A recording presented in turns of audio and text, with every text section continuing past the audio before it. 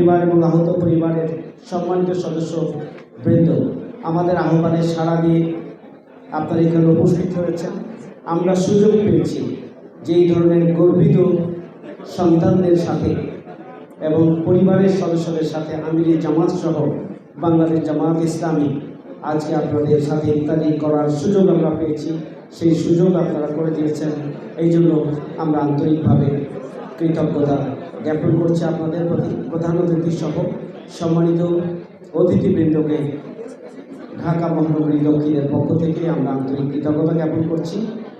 আমরা বিশ্বাস করি যতদিন পৃথিবী টিকে থাকবে, বাংলাদেশ যতদিন টিকে থাকবে, বাংলাদেশের সার্বভৌমত্ব যতদিন থাকবে, বারবার আমাদের শহীদ এবং যারা আহত হয়েছেন, পঙ্গুত্ব বরণ করেছেন, তারা আমাদের সামনে ফিরে আসবে।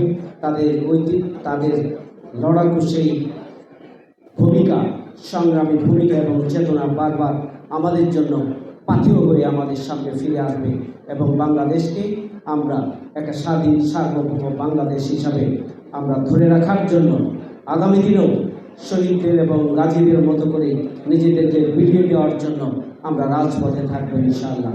সবাইকে আন্তরিক কৃতজ্ঞতা জানিয়ে আমার কথা শেষ করছি।